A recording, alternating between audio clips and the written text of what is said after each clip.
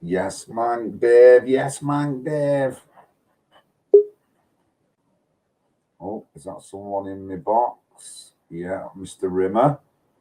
Here we go, guys. Here we go. Has Mike been in touch? Good evening, Paul. Evening, John. Has Mike Lane been in touch? I haven't seen him. No, he doesn't look like he's... I better give him a quick call. Right, no worries.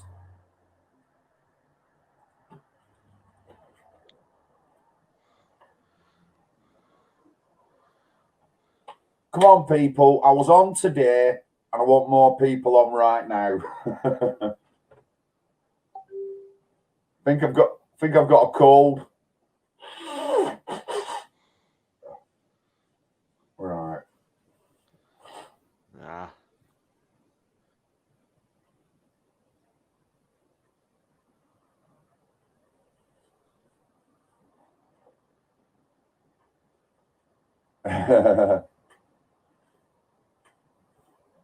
So, as some of you would know, we were in Huddersfield today. His line's busy at the moment, John. Right, no worries. Let me just look at WhatsApp. I have sent him link in WhatsApp, though. He just rang me just before I come on and missed him. He's not used to these. Been in Huddersfield today. That big grooming gang were up. There's a bit of action. Somebody got arrested for kicking off, but they were cocky. They were abusive, horrible people. There's no remorse in them. There's no like I've done something wrong, and it's the attitude we've got with them is like I'm untouchable. Unfortunately, it's terrifying, John. I mean, they are untouchable. They're very arrogant now, and they think they run the show. If you go to the mosque, right, they will say in the mosque that Allah has given Britain to them and now belongs to the Muslims. And they live as if they are now under Sharia law. And to them, non-Muslims are just kafirs to be treated as they see fit. And, you know, as it says in the Quran, I will give you the fodder, Muhammad says, to your right hand. That means you can have these young girls, go and take them. And so they think these girls are trash and they can just use and abuse them. And there shouldn't be any consequences to that. Unbelievable. But researching last night, Paul, I come across an article by Sarah Champion. Yeah, Labour MP. Yeah, and she was saying about the investigation that they've done, and where the crimes happened in, let's say, most of the crimes happened in Oldham. What they've been doing is doing the research, but going to another town that's not had as much trouble with gangs. So we're not going to get an accurate report. We're not going to get anything like that. And that's what she says in her statement, you know, about the report and the inquiry. Unbelievable. And up to then, I'm thinking we're going to get some kind of thing out of the government about the grooming gangs. They're going to admit there is a problem. I reckon they're going to bring it out and say that there isn't a problem. And I can't believe it. Unbelievable. The problem is the Home Office now, the state, has been colonized by the Muslims. They're dictating the agenda now from within. And of course, we've got this report coming out from Baroness Wolsey about Islamophobia in the Tory party. So everyone in the Tory party now is terrified to say anything which incriminates Muslims. So really, they've been just given a free pass now to continue along this road. It's almost like Labour's back in power.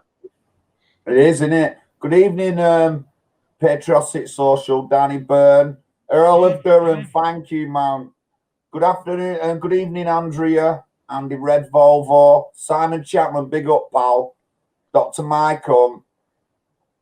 So it's just shocking what's going on. But anyway, so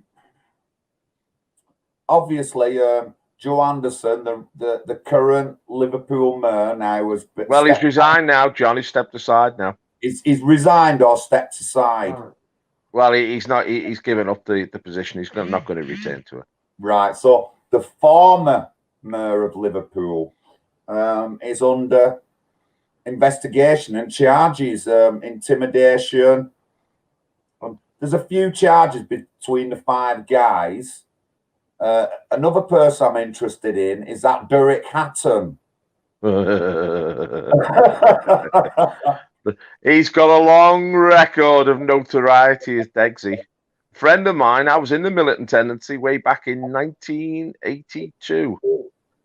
Ah, man alive, that's 38 years ago, John. And I walked with Derek then, and he was a very outspoken and brash character. But you could tell there, I mean, I wasn't a Christian then, but I could discern that he was a rogue and he was just ploughing his own field, you know. He was building a little fiefdom for himself. And well, it's building that kingdom. He's trying to keep it going now because he's been arrested in this, and he's 70 odd. Just couldn't believe it. 72 now, Derek. I mean, these guys go back a long way, John. Yeah, they do. Yeah, they certainly do. They're entrenched in the Labour Party. They've ruled the Labour Party in Liverpool for a very long time. I mean, Joe Anderson goes back to the 1990s, you know. Member of the Trotskyist militant group. Trotskyite militant tendency. And that is very far left, I'm guessing, aren't they? Well, they were a bit strange because although they were Trotskyites, they weren't very woke, actually. And they didn't like any of the woke stuff, you know. They were quite socially conservative.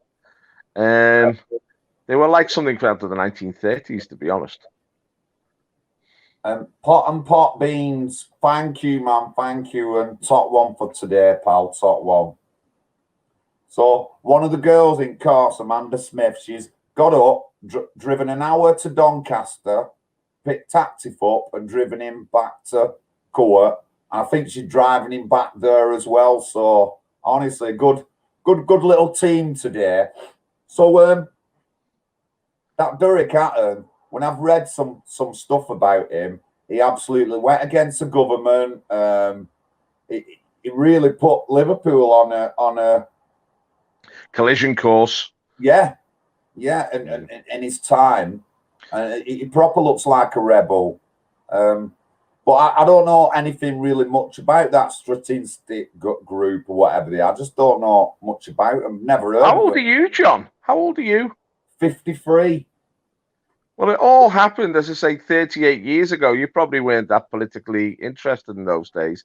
This was the heyday of Thatcherism. Thatcher won the election in 79 and she started to change things. And it was the militant tendency, the Trotskyites. They were behind Tony Benn. Tony Benn was trying to take over the Labour Party.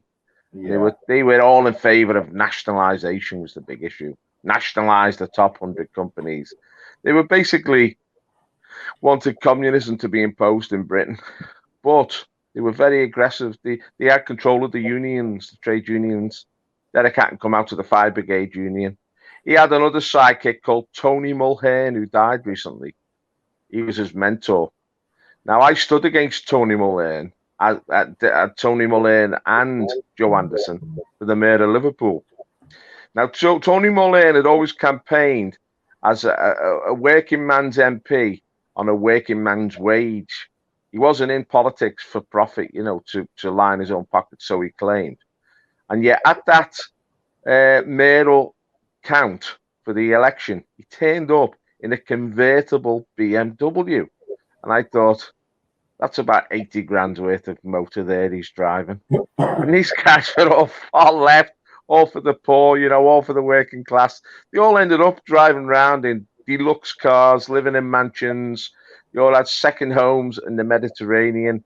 I mean, he's the Labour Party, the party of the people. It's the biggest fraud going, isn't it? It certainly is, Paul. It certainly is. Good evening, Jenny Murphy. Welcome back, John Rankin. And all those on Facebook, let me just go Facebook.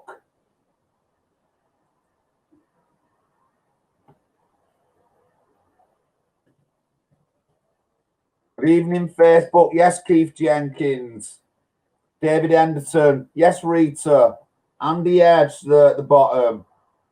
So I've got Paul Rimmer on tonight. I wanted to talk a bit more about Joe Anderson and the people involved in him. We're telling you about this Durrick guy, old-time 72-year-old gangster. Derek Hatton. And then there's obviously Joe Anderson. And the thing is, Paul has run twice for the Liverpool mayor spot against Joe Anderson, was it? Yeah. We crossed swords. We had the first time I ran was in 2011, and I was in an open debate with him on Radio Merseyside with the Tory candidate and the Green Party candidate. And basically, there was no censorship. You could say what you wanted. Now, he attacked me ferociously during that debate. Now, I'd had some involvement with the BNP, and he liked to bring that up constantly, you know. But I knew what Joe Anderson's game was. He was going to flood Liverpool with these bogus refugees. And he owned a lot of property himself and his colleagues, and they were going to put these refugees in these rundown properties that they owned. They were going to milk it, you know, for themselves. But also, they were using it as a vehicle to get extra government money, and they just brought them in by the trainload up from London.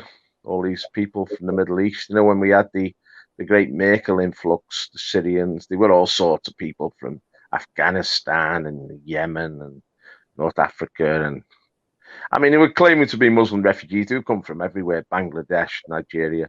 And he was bringing them to Liverpool. Now, Liverpool hadn't really been transformed through immigration the way that Manchester or Birmingham had. Because Liverpool had been in decline for such a long time, there wasn't many economic opportunities for them. They didn't really come here. And we didn't have a big immigrant population. We had West Indians who'd come in the 1950s, or African sailors from before the Second World War. And they'd come in as individuals and had intermarried into the community. So we had a mixed race population, which was Scouts, really. It wasn't a foreign population at all, you know.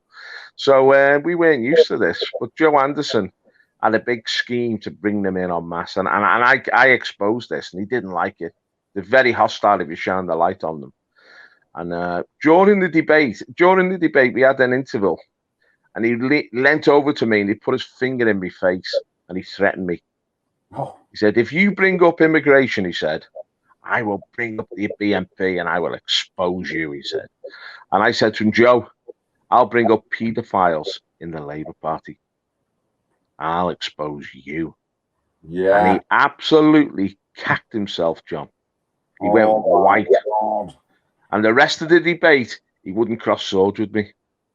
Now, there was a guy, a notorious paedophile called Ben Williams, who was a Labour councillor, who the police had found was downloading child porn en masse and spreading it through the Labour Party members. This was Labour Rose 25. This was all exposed. Now, the police were going to raid this guy, Ben Williams, and seize his computer and seize these images. And they told Joe Anderson, look, one of your councillors is involved with paedophilia, and we're going to go and raid his house.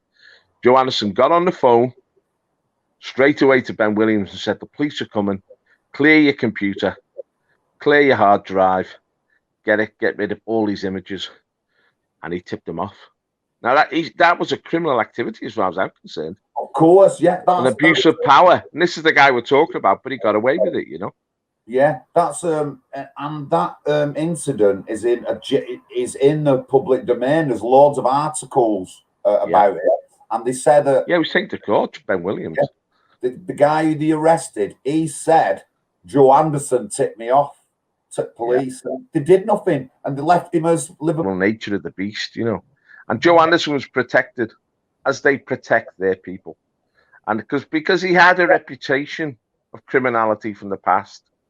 And he was known to hang around with local gangsters. So there's a notoriety around him, you know. He was old school Labour. He'd been a trade union official in the Merchant Navy. He'd sued the Merchant Navy for ill health problems and stuff. He knew how to get money. Now, when I stood against him for mayor, he made a big claim that he was only going to receive £60,000 out of the £80,000 salary. and he was going to give the other 20,000 to good causes because he wasn't in this for the money. But what he didn't tell the people of Liverpool was he was also still claiming a full salary from Chesterfield High School, where he was the social worker there, and that salary was £80,000 a year. So he was claiming two salaries. He didn't, and when they stopped his school salary, he then changed track and said, I not only want the mayoral salary, I want extra money as well. That's how notorious he is. He just hid everything. Everything was deceptive. But when it did stand against him, people contacted me and knew him at the school, and they told me scurrilous things about his behavior. But other people contacted me and told me about his daughter in Spain, who was involved in illegal and bogus mortgage claims. And people were contacting me saying that he'd had links with criminals and telling me the nature of those links. So people were contacting me with all his emails about Joe Anderson. Now, you know, to attempt to expose him, every time I attempt to expose him, the media would simply cut me off and denigrate me instead. You couldn't expose this guy; he was protected. But I knew that he was an odious guy, and it was only a matter of time before he'd be exposed, you know. But what is significant now, John, is the timing of the exposure, because Liverpool's got a city regional mayor now, Steve Rotherham, and he's been sparring with Joe about who controls the region, where they have their power, who gets what briefs, who has the power. And there are large elements within the Labour Party who wanted Joe Anderson out the way, because all these charges that he's facing now go back 2 years. They were involved with property dealings with the Elliott Group. So there were convictions 2 years ago of Labour officials and councillors who were getting backhanders for this group to okay property developments. So it's all internal Labour Party politics. Just then you said another mayor. Who were he called then? Stephen Rotherham. Like you've got a Greater Manchester mayor, Andy Mearnham, and a Manchester council. Well, Joe Anderson is only the mayor of Liverpool City. He's not the mayor of the region. The mayor of the region is Stephen Rotherham. He was elected. I mean, Joe Anderson tried to get that position, but because he wasn't a Corbynite, Joe Anderson had been in with the Labour Friends of Israel, the Blairites. They wouldn't select him. So we lost out on that, and he's been licking his wounds ever since. So where does Anna Rothery get her mayor title from? That's the old traditional Lord Mayor of Liverpool. Right. That's just a symbolic title. She's just there to open the council meetings and to do the great ceremonies. She has no real power, but she was given that position. You know, so it's just a comedy, really. They like to give themselves these little titles and positions, you know, but they're all sparring with each other for power and for control of the money. The Labour Party is always about one thing: getting control of the money. She definitely got power because she's falsely accused Kim of stalking her from her house. The police have done a shambolic thing where they arrested Kim and they've got loads of evidence, Kim and Tom. And when she gets in court, she started saying about racist and EDL, and Kim's nothing to do with EDL. And the judge, I believe her. I believe her, he said. How can we believe that mayor? How can we believe any of the mayors? How can we believe any of the councillors in Liverpool? The same all over the country, these people, John. I mean, they're not elected to serve the people. They're not of the people. They're involved in it's almost like a mafia.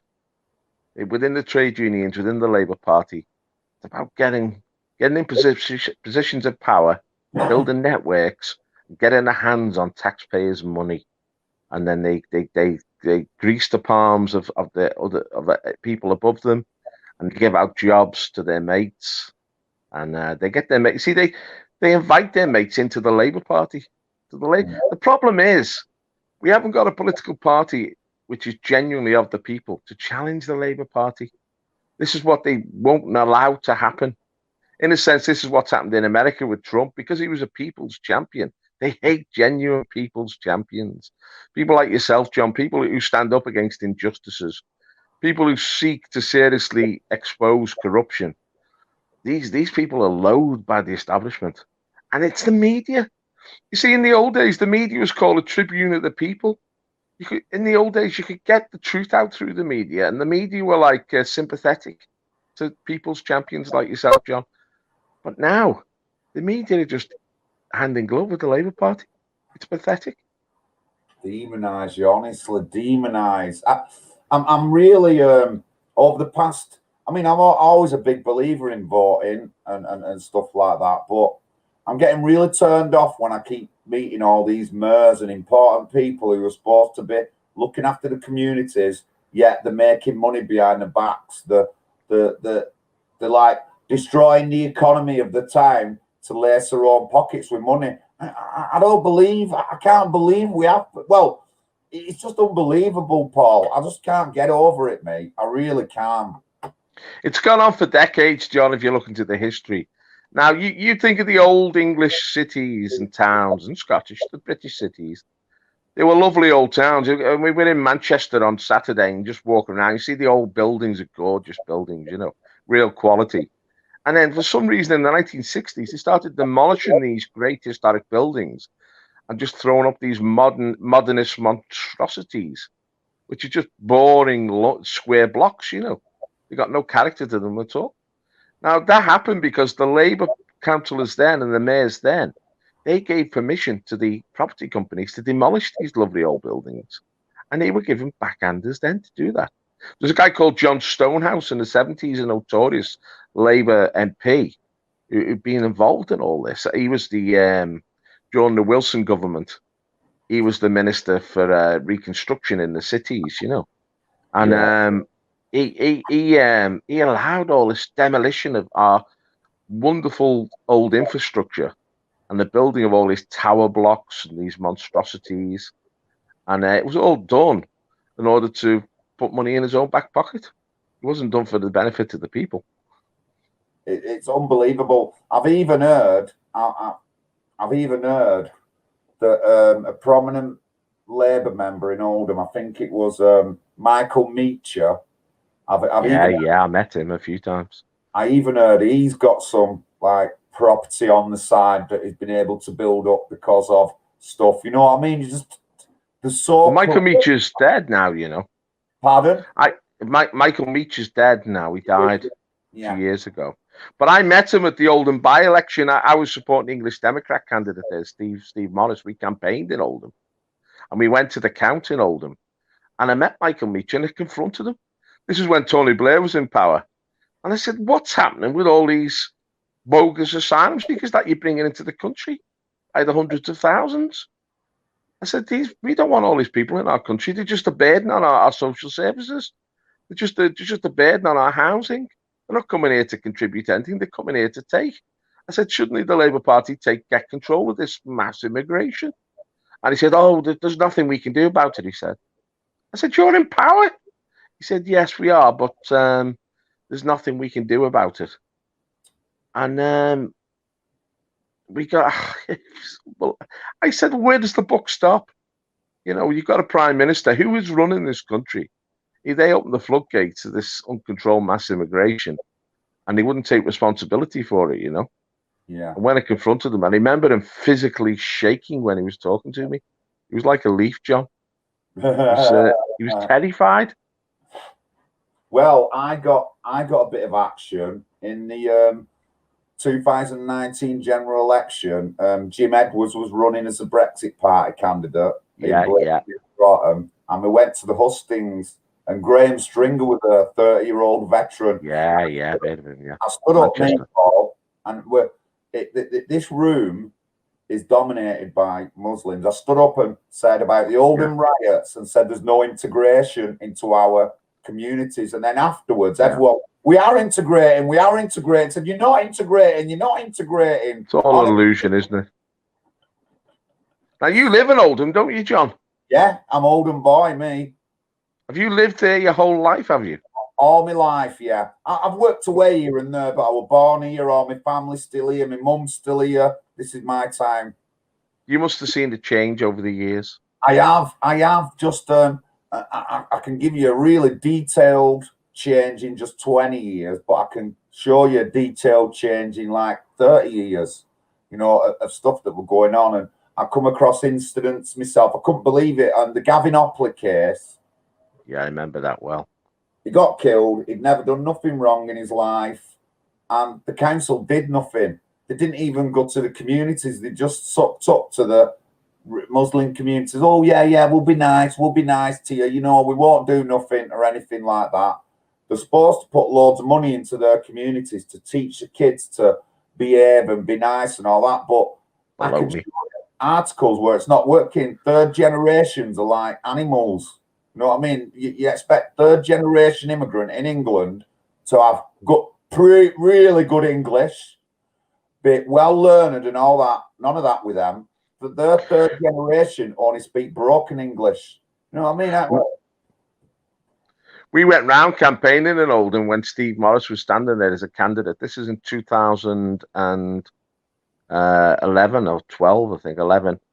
And we went into these Muslim areas and people weren't speaking English. It was a bit of a shock. And also just how totally controlled these areas are. There was like no English present in their areas, It was totally excluded. And I remember in 2001 in the general election. Do you remember? Do you go back that far, John? When Nick Griffin stood in Oldham. Yeah. And he had the Oldham riots. Yeah. A lot of tension there then. Yeah. Now, out of that tension was that young lad that you mentioned there, Gavin Hopley. He was walking home one day from a nightclub. Yeah. And he walked down a Muslim street or Pakistani street, whatever you want to call it, Bangladesh. You don't know where they come from. And they just set about him, and they stamped all over his head, smashed his head against the, on the road, and he was murdered. Wasn't he? Kicked to death. It was kicked, and then it was covered up. And the investigation took a while. One of the lads claimed he wasn't there and he was working. And then in the end, they got a confession, but they let one guy off with rape charges, drug charges, and then he confessed about the other guy, told about the other guy with her. And 21 months were the highest sentence, 9 months were the lowest sentence. And they just got violent disorder charges. Yet they clearly went and kicked the guy to death and chased him and attacked him. Actually, it should have been classed as a racist attack. And that's off me. It should have been. And without a doubt. Without a doubt. Why it's very particular to me is I was out on that night. Yeah. And a bit later on when I was going home, the police pulled us and said, have you seen any lads being chased? And I said, if he's gone that way, he's not coming back. If he's gone that way, he's got a shag and he's going home. And then 3 days later, I found out he'd been kicked to death in Glodick. I just couldn't believe it.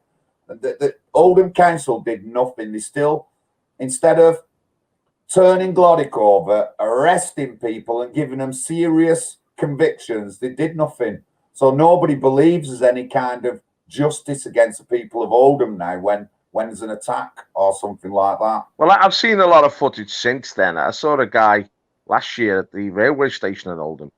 3 Asian lads jumped on him and was stamping all over his head. Nothing ever came of that.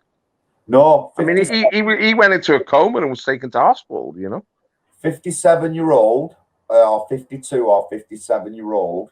And one night I was coming back on the tram and I was with my mate and I talked about the case. And across the way on the tram, a black guy took his headphones off, said, "I were on the tram." That's what he said to me. I said, right, so what did the guy do to get them lads to kick his head in? And he said, all the guy did was tell him to stop banging or damaging the tram. Yeah, that's all he said. Yeah. Then he's got off and they got off after him. They kicked him 100 times to his head and body.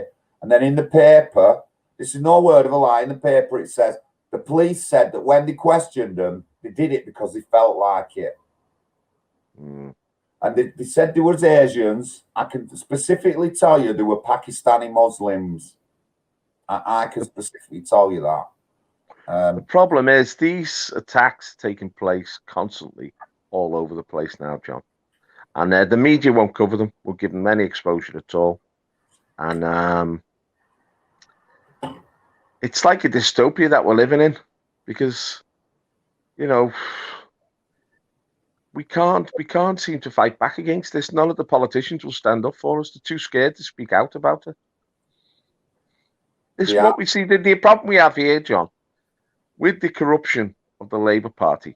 The Labour Party has been divorced really from ordinary people.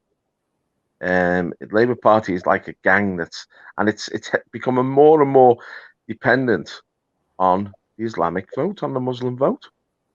I mean, there was rumours that Jeremy Corbyn's going to start his own political party, and they were asking yesterday, what should that party be called? And I said, call it the Anti-British Islamic Labour Party, because that's the truth. That's what we have in this country now. And like a friend of mine, Steve, who died recently, he was a local community worker. He was a lovely guy. He went to some old lady who was being harassed at a cash point by a gang of lads, mainly Somali lads on bikes. And he stepped in and said, hey, leave her alone.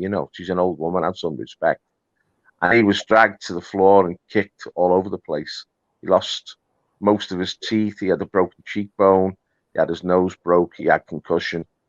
And to be honest, he never really recovered from that. He died about a year ago. But of course, that wasn't covered in the media. No, the media weren't interested in that story whatsoever. Did they not arrest anyone for it or anything? No, the police weren't interested. Just told them to keep away from that area and not to confront these gangs. I had another friend, and this friend lives in Bolton, and he was being harassed by a group of I think they were Somali lads again in a shopping centre, and he told them to F off. They tried to get inside his car, tried to rob him. He's quite a stubborn guy. He's an older guy, and he got really tanked.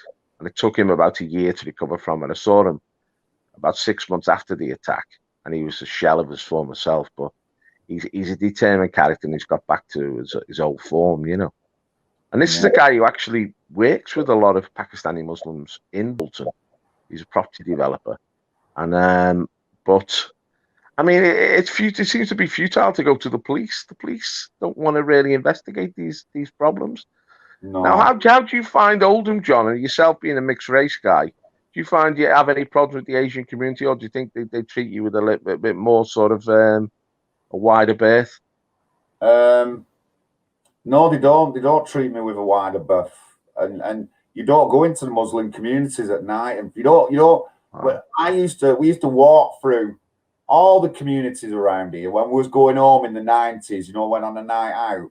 Yeah. I tell you, I would not walk through any of them areas now after a night out with my missus. I wouldn't. It's really dangerous. There's been several homophobic attacks along the tram system. King Street, which is the town centre area is just full of Muslim predominantly shops. There's been a couple of high profile homophobic attacks, one at the Rochdale end, King Street, further down the line towards Manchester, and hardly anything said in paper. And the people who beat them up are not white people, the black or the brown or whatever. Nothing gets said. Nothing gets said at all. And I think it's worse, mate. The segregation is worse. After the riots, what they said after the riots, Oldham councillors will put money in to these communities to teach the kids properly and try and develop them better and stuff like that. And they said that in 1999, and I can give you incidents and articles like that tram attack where them kids haven't learned nothing. They're still barbarians. They're not learning any kind of British culture by going to school properly and schooling. They even spent 3 million building a GCSE level complex for learning people. In first year, nobody passed any exams. First year. Honestly, it's ridiculous. They're absolutely bowing to the pressure. And on Oldham Council, Jim McManaman's personal assistant is called Arut Shah, and she's a member at Labour Party. She's got pictures with Dale Cregan's getaway driver. She's got pictures with convicted rapist. You've got convicted with a brother is a convicted money launderer. Just on a picture like that, and he's there with Labour badge on his chest. You know what I mean? Honestly, our councils are run by scumbags, and I'm not having it, me. When they come into Oldham, I just live right next to the town centre.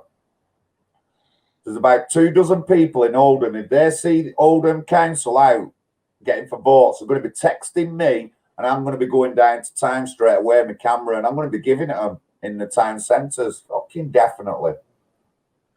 And yeah, but we need an alternative political party, John. This is the problem. We had to go with the BNP, but the BNP was backward looking. It didn't sort of come to terms with modern Britain as it is. I mean, I tried to change it from within, but I failed at that. We had UKIP, but UKIP was a bit of a sort of, Dad's Army type party. It didn't really want it. It wanted to get us out of the EU, and it wasn't really that involved with local issues. We need a new party, a new popular party, a party that can unite the people. You just want to stand for a decent society. You just want to stand for honesty and transparency. Because I've said it before, there's a wolf coming down the track, John. There's a wolf, and it's going to devour us all if we don't take a stand against it. And it doesn't respect us. And it's quite willing for us all to be pushed aside. And it just respects power. And what these Islamic communities have, which is really important, is power. They're well organized, they get the vote out, and the politicians defer to them, and they're growing rapidly, so they're getting more and more power. And the Labour Party is becoming their vehicle, really. And the rest of us, we're just given what they call dhimmi status, secondary status. We don't really count anymore. And we're finding that's becoming a reality now in a lot of our towns. Yeah. I mean, Oldham. Where's Oldham going to be in 20 years, John? Nowhere. I can tell you that in the schools, in the secondary schools, it's over 40% is Eastern European parented kids, and in the junior schools, it's the same. It's well over 40, and so what I'm scared of now is them kids will go to school, they'll grow up. Will they learn about the Poppy Day and all that lot? Will the parents be bothered to push that on them? You know what I mean? My grandniece Shania, she still goes because of her great granddad, and she still goes on Poppy Day. And I'm thinking she's going to be the last generation who are going to respect the men who died in Oldham, because all these other people don't know them. They're not related to them. Everybody in Oldham has got somebody in the family or knows somebody really well who served in the war. You know what I mean? Or who did something like that. I'm afraid that now Shania's generations growing up, the generation after, aren't going to have that kind of identity. So then on November the 11th, on the 11th, there's going to be nobody stood at the cenotaph. And it's going that way, Paul. It's going, I can see it going that way. Because I'm not blaming the kids who are in school now, but why do their parents have to teach them about the war if they're not bothered about it or if they don't know about it and stuff like that? They're not going to push the kids. Yeah, you go. We'll take you on Sunday to the remembrance thing. They're not going to do that.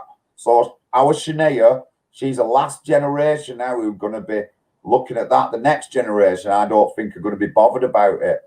And well, they're stripping away our identity. They're stripping away our traditions, stripping away our values. We got this woke agenda. But into that vacuum is coming the Muslim train. It's coming in a big way. But what I want to ask you, John, as an individual, is why do you hold on to traditional British values?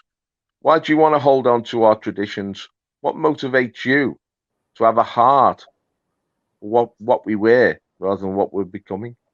Well, my family, for a start, my mum's side of the family, my mum's uncle, my great uncle, he was a missionary in the West Indies, and he went round preaching the word of the Lord and helping others who were less fortunate than him. And he did all that. Come back, and he was a pastor in church. And as well, a lot of my friends, no particular people were in the army in my family on my mum's side, but a lot of my friends who were. A lot of their dads were ex-army and stuff like that, and they're not there now. And the new generation coming up aren't going to. And that, I got brought up with Church of England values. I went to Sunday school. I went to boy brigade.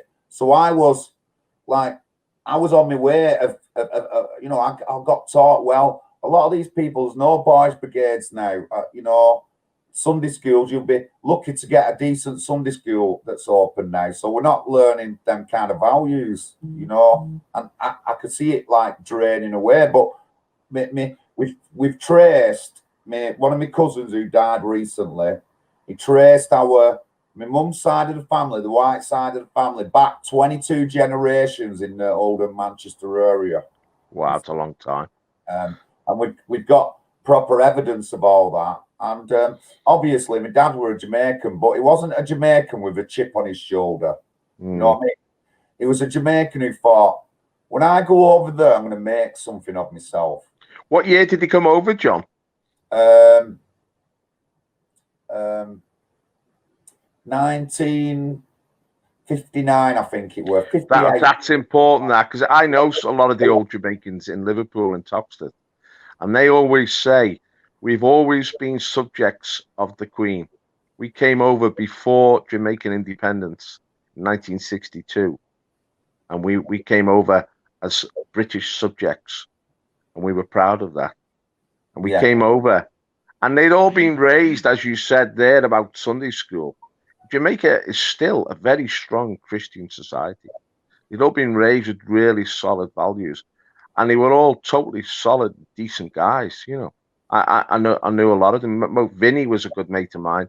He married an English girl, and his 3 kids all joined the police force, become police officers.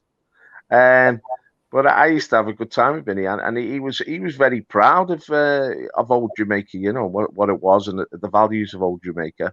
And he came over to this country. They were invited over here to work here, And he didn't have a chip on his shoulder. He was a really decent guy, and you could always speak to him and have a good laugh with him, and his mates. But they're really that's gone, hasn't it? That generation now. They're gone. And my dad was that generation. They're gone. He worked at the same place for years. He ended up being a union man. He helped found the credit union in Manchester. He was governor of schools. He was on the National Lotteries Funding Commission. It was really, and in the Oldham Bradford riots, my dad was sort of like a go-between between the Pakistani community and the council and the police. You know what I mean? So, and he did all that himself. And one story my mum tells me, she always tells me this story, is that he was fighting for rights of the workers, and the immigrant workers weren't getting the same money. So he fought for their rights to get them the same money. So they got the same money. Then the next time, he was on the white guy's side because the immigrant worker was taking the piss and wouldn't do no work, and thought he'd try and get away with it. You know what I mean? And so he wasn't a one-sided person. He'd stick up for all sides, and that's why he was so liked. Well, he had that sense of justice. I mean, what's important is our Christian traditions, because if you've been brought up in a Christian religion, you're taught that you've received a lot from God. Your life is a gift from God. God has given you a lot of gifts. You to use those gifts to do good in the community, to help people, to have compassion on the weak, to help those, to fight for justice and righteousness, to know the difference between right and wrong. And these guys that came over from the West Indies, they had this tradition, Christian tradition. It was in their DNA. So they came here and they had a good spirit about them, a positive spirit. It's communism and this sort of lefty sort of hatred of Britain, which polluted a lot of people's minds and did a lot of damage, But Islam is a totally different kettle of fish. Islam hasn't come here to join in with this community. I mean, they say we're happy to integrate, but of course they won't. And they would not allow their daughters to marry white guys or black guys. They've got to marry within a Muslim community. And it's all about building their empire and building their power within this community. And they have disdain for people outside their community. People outside their community are regarded as being unclean in That's a right. sense, and that's the contempt, and it leads to this wholesale abuse of English kids that we've seen with the grooming gangs.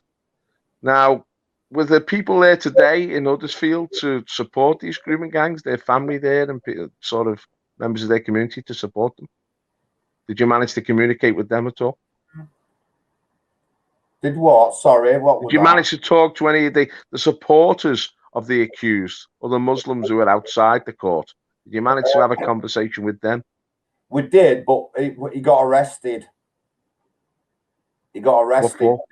He started saying that his brother's innocent. His brother's innocent, and then I piped up with, "Well, actually, the figures don't show that on the grooming gang cases. What they show is they get over a 90% conviction rate on the people who first get charged. So not many people get off of it. So your brother isn't innocent, and he ended up kicking off and getting arrested.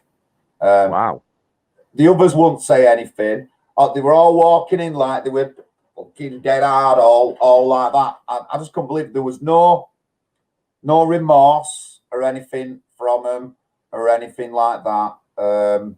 We think that somebody come with the parents, some elderly woman come with, but we're not sure if she was part of them. But no sign of remorse, and I've never seen any of that kind of remorse ever. And I've been to loads of court appearances now. I've never seen it. Well, you know, it's Tommy. We used to go to for years. Then he was going involved with these cases, and you could see the aggression that was in them, the arrogance, the contempt. But of course, they know they're going to be sent to prison if found guilty, and they control these prisons now. They're going in. They're going in to join the dominant gangs in these prisons, so they don't need to show remorse. No one's going to point the finger at them. They run the show inside. I mean, I've been speaking to a lot of white guys and black guys who've been in prisons now, and they say a lot of them pretend to be Muslims and go to the mosque and everything just so that they don't get bullied. It's I just don't get it, me. I really just don't get it. Well, the prisons. I've got a particular case that I remember from Oldham where the guy was running the gang from in prison, trying to get heroin into the northeast, and the gang were mainly from Oldham. You know what I mean? He's running it from inside the prison. You know what I mean? He just couldn't make it up. And I mean, I've been locked up myself in the past, but nothing like anything that goes on these days. Anything I did when I got in trouble was petty compared to the stuff. I've never been in trouble for anything to do with weapons, drugs, nothing like that. Alcohol, the only alcohol incident I ever got was drunk and disorderly fighting the lad in town centre because he attacked me from behind. But nothing, no kind of like, I don't have any kind of like horrible charges on me or out like that. My record's been expunged because the shit charges are not even worth mentioning. Everyone would laugh at me if I said anything I'd been done for by police. Everyone would laugh. It's that pathetic, honestly. I've been in police cells and police stations. I've never actually. The police have tried to prosecute me 3 times, politically motivated charges, and I've won the 3 cases. And in one case, I turned the tables on the police and prosecuted them. But what I'd like to say is that in the old days, there was very strict regimes in prison. A lot of the prison officers were ex-military guys, and they kept a very disciplined approach in the prisons. And this went on into the 1990s. But now, a lot of the prison officers are female. They don't get involved. They don't get close to the prisoners. The prisoners run the prison now. Yeah, they do. And the Muslim gangs have effectively taken over these prisons. And they use them, they run them as if they're sort of indoctrination centers for Islam. And if you don't bow down to Islam, mate, you're in real danger inside now. I wouldn't like to go inside. That's what they should be called, the prisons. They should be called indoctrination camps, because everything in the prison is what they need to control and groom someone or to indoctrinate them. It's all there in the prison. You just couldn't make it up, honestly. It's shocking, Paul. When I've looked more into my dad was always a big supporter of the councils and voting. And then as I'm growing up, and 20 years ago, the Gavin Opley incident, that was probably the big wake up for me. And even before that, there'd been some stuff going on before that, and I've seen the change, and I've not liked it. I've really not liked it. I've seen where, well, how come you're not looking after the working class or the British people who are already here? Not just white people. The West Indians lose out. The Indians lose out. I mean, look at India. We did a demo at the BBC earlier on in the year. It got shut down, but there was an Indian woman there speaking out against the BBC because the BBC just trash India all the time and big up Pakistan. You know what I mean? And you like, what are you doing? These people are more British than anybody's ever going to be. You know what I mean? You're treating them like dirt and all that lot. So it's not just white people who are under. People just don't. I mean, I understand there's more white people in England, but I know that now I'm as much under threat than anybody else out there who's white. Me, I speak out maybe because I'm an activist, but I'm not going to conform to the socialist ways or anything like that. I'm not doing, and I'm not going to conform. Yeah, but when I listen to you, John, I don't hear hatred. I don't hear violence. I just hear a heart that cares about justice. You want justice in our society, and you want to give our young people a chance. You want to show them the right way to live. The problem is now, these Labour councils, like Oldham, like Liverpool, like Manchester, they've been Labour for generations. They're entrenched. Yeah. There's never a threat to them. They're not held to account by the local population. They're not held to account by the local media. They control the local media. The BBC are in their pockets, and they become more and more corrupt and more arrogant and treat us all with contempt. And they don't even now. But the problem is, the public have become apolitical. The public have instead of holding them to account, being active democratic citizens like yourself, doing an outstanding job, John, as a citizen journalist, holding people to account, exposing injustice, getting people to engage with the issues. And like we were there on Saturday in Manchester, and I was speaking to all sorts of people. A lot of them were small businessmen who'd lost their businesses through this lockdown, and they tried to understand what was happening, and they didn't like it, and they wanted a voice. People need a voice. Someone's got to project the voice of the people. Someone's got to give the people a voice again. Someone's got to encourage the people to speak out when they see injustice. Someone's got to encourage the people to make a stand for what is right and to expose wrongdoing. And it's like, in a sense, John, we're the last of the Corinthians. We're fighting the corner for the people, and we know there's a cost in that. We know there's a cost. I mean, the police don't like it now. The police don't like us. I mean, I've been arrested many times and threatened, but because I've turned the tables on them, don't mess with me, because I can fight my corner and I can fight back. But you're a one-off, John. You've got that. You've got a heart. You're a fighter. You're a warrior, and you want to see the truth. You respect the truth. And that's why people respect you, John. If we're truth seekers, that's what we are. We want the truth to come out. We want to see justice for ordinary people. We don't like to see the underdog getting stamped all over. I mean, that's obviously was your dad's heart. He stood up for the underdog. And we know there's a right way to live. That's what our Christian background has taught us. Yeah. There is a right, there is a wrong. And we've got a heart for young people. We want young people to be, you talked about the BB before. I was an officer in the Boys Brigade, and I used to take it every Monday, and all the young lads had come.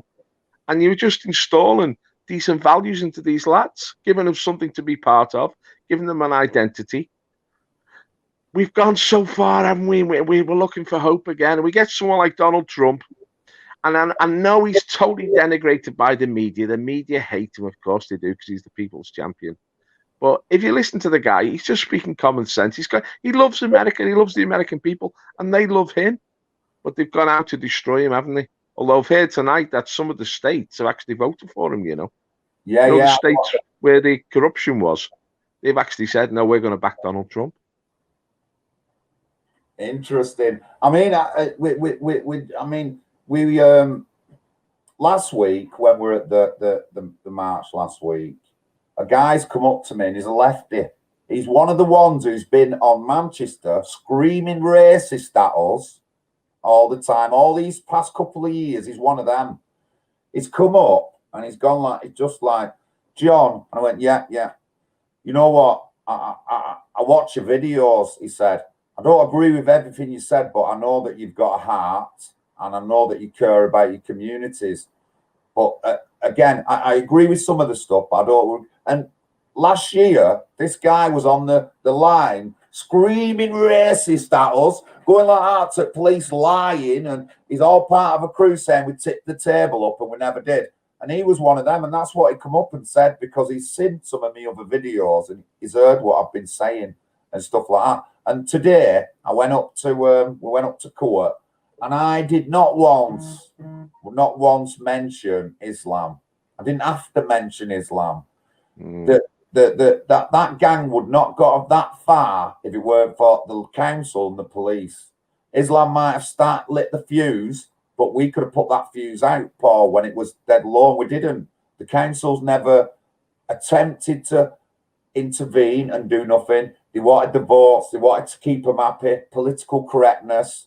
You know, they never did nothing. And it's got to this scale now. And then we get called. So now when I've been outside court, so last time we were outside Huddersfield Court, they was calling us. I went over and I went, you vote for Labour.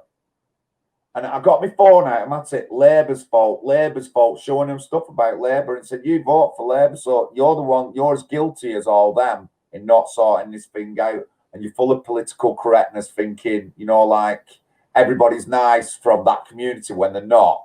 You know, honestly, you just couldn't make it up. But that's nice, that, John. That's nice that, you know, that that guy has sort of come to see you in Manchester and repented, you know, in a sense. Because it's because we've got a compassionate heart, because we care. That's why we're standing up for our communities. I mean, this question about racism, all we've been saying to the government is stop immigration. There's just too much, too fast. And it's not only overwhelming our communities, it's destroying our communities. And and these people, even worse, are getting control of the resources. They're getting out the new houses. They're getting the extra funding.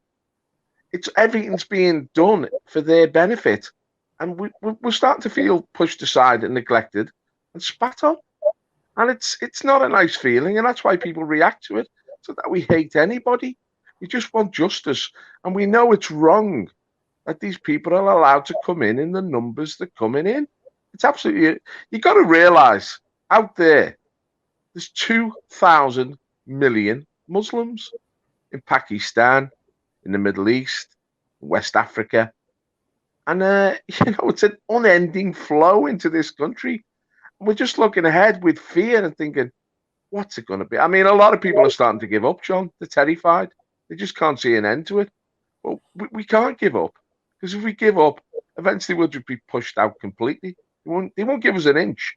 They won't give us an inch to live on. They haven't come to integrate. They haven't come to join in it and contribute and to make it a better place. You've got to be honest. They've come to take over, and they are taking over, and they believe they will take over. That's why they're arrogant. And, you know, we're seeing what's happened to our young girls. There is a danger ahead. We've got to put the red light on. And I don't want to denigrate anybody. I mean, I've got respect for a lot of Islamic traditions and the Islamic values, because obviously they value their family, they value children, they value, obviously, their faith. They have a faith, and that gives them incredible strength. We need to regain our faith. And I'm a committed Christian, John. I know you've got a Christian heritage. And the churches have let us down because they've joined in this political correctness. The Marxists have moved in there. But we've still got the Bible. We've still got the teachings of the Bible. And I believe if we read the Bible, and if we started to understand again the Christian spirit, it would give us that oomph again, that sense of fight, to fight for what is right, to fight for justice. Because that's all we want, is justice.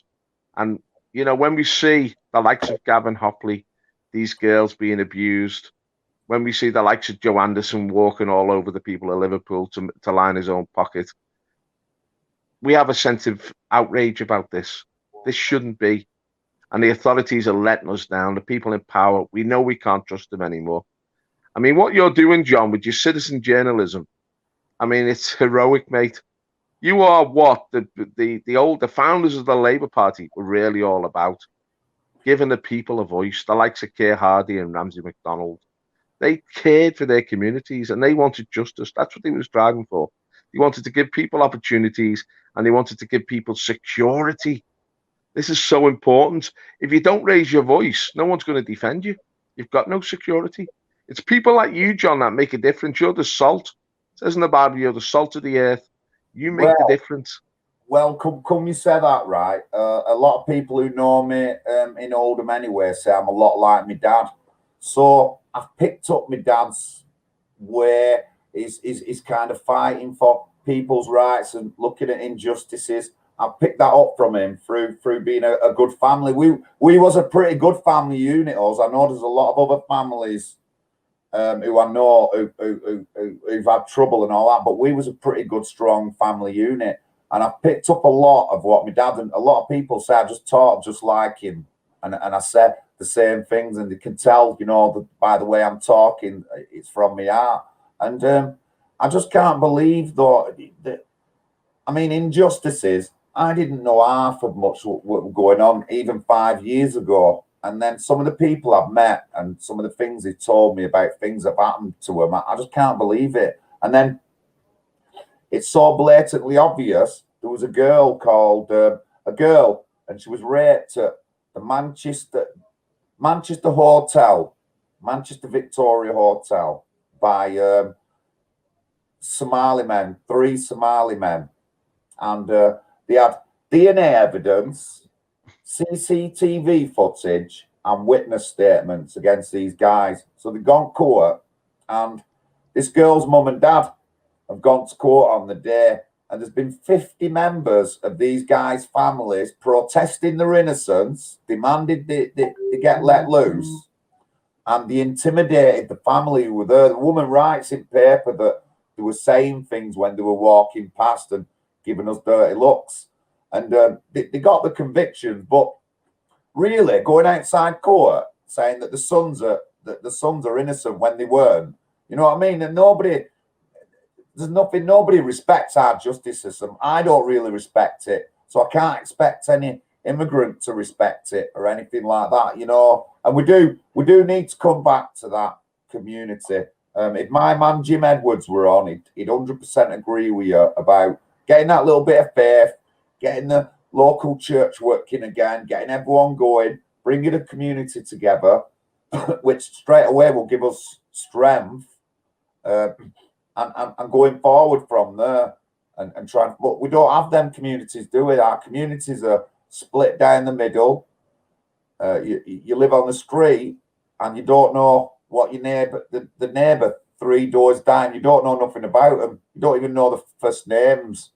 You don't know. Well, that's that. They call it atomization. We've been instead of being all linked together, we've all been separated and closed off. People just watch the telly. I mean, it's been really great to go on these anti-lockdown demonstrations and see the people come together. The great social occasions. I mean, the wonderful thing about political activism, I mean, I'm an active Christian as well, and this helps me in this, is that you form networks. You get to know people. I get to know characters like yourself and Jim and Jimmy the Hat, and they're real characters. And we've got to support each other and encourage each other and be there for each other. And we've got like a nature. The thing is, because we are mates, we're like a society of friends. We are good buddies. We've got the strength in each other, you see. Now, you just said something before, intimidation. When people are isolated, they're easily intimidated. And we have to come together to stop this intimidation. We have to come together to give ourselves some confidence again. We have to come together to show that we love each other. It's love is the power, John. You were all saying this at these anti-lockdown demos. It was great. Love is the power. Love is what binds us together and makes us care for each other and have compassion for each other. And we've got to rediscover love again. You know what I mean? It's so important that love one another. And it's been a great hour there, John. But I'm going to leave you on that, because that's a great note to leave you on. Let's love each other. Let's build each other up. Peace, bro.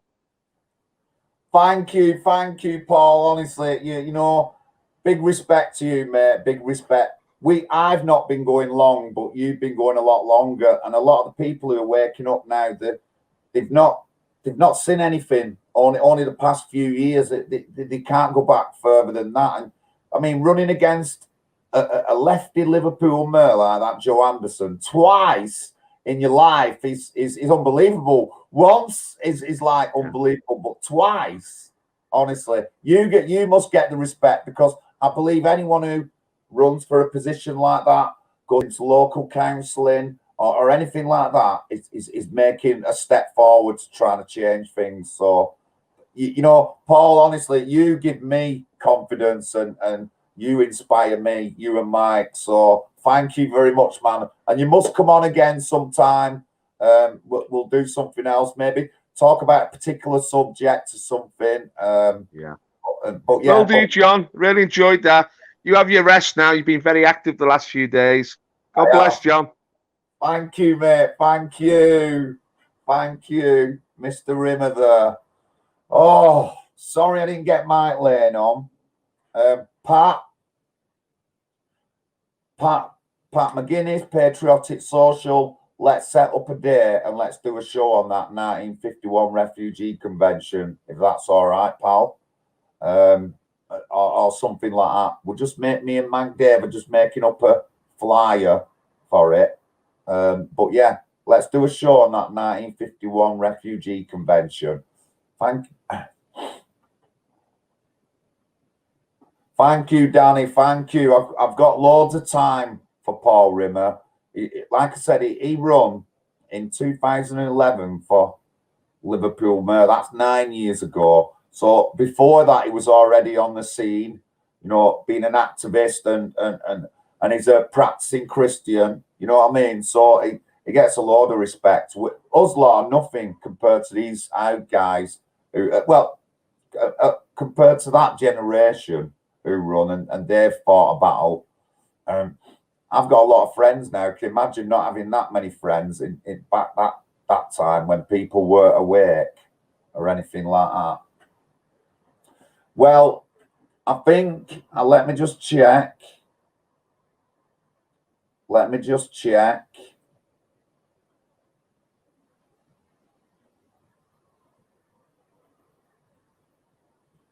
She's not messaged me back yet, but I sorted out tomorrow night. We've got Jada on for about an hour.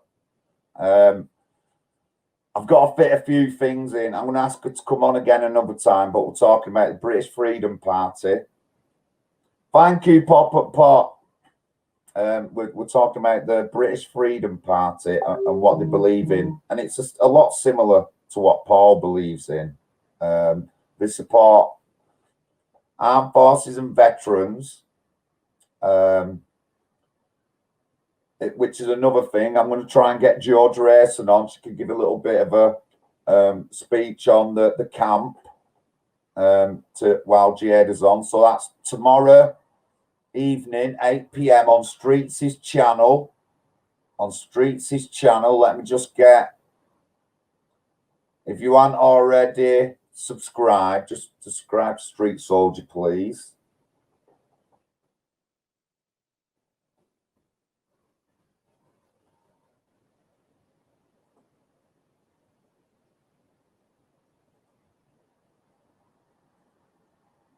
I'll put the link in the chat. 8 p.m. tomorrow. Please come on. Like my video. I've had a lot of extra subscribers today off Active's feed. It's gone up. It looks like it's gone up about 200, and I won't be surprised. Unbelievable today. Well done to the girls who turned up and any of the other lads who turned up. I didn't really know any of them, although I knew Amanda and Amanda knew me. And there was another woman turned up who'd recognised me.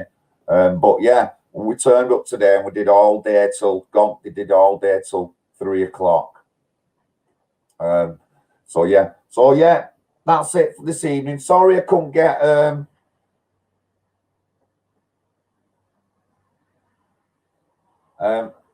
I couldn't get Mike Lane on, I'm sure. What? Yabba Dabba Ding Dong. What do you mean? Is this your first time you've watched a live? Is that what you're saying, or you've done your own stream?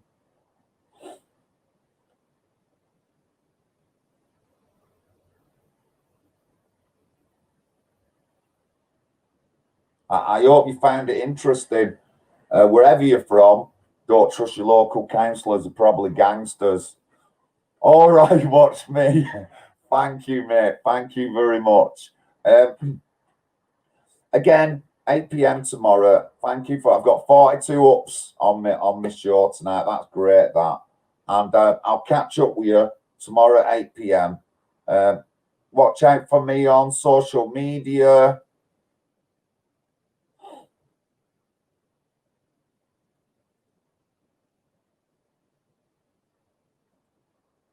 Watch out for me on social media and that. And I regularly have a show 8 p.m. on a Monday normally on Streets UK channel. And I normally do some on Thursday of mine, but bit of a swap round this week. Tomorrow on Streets with Jada, hopefully. And I'll probably do a show on Thursday or something like that. But thank you very much, everyone. Thank you for all your support and that. And big up. Like and subscribe, and I'll catch up with you all soon. But thank you very much. Thank you, guys. Thank you.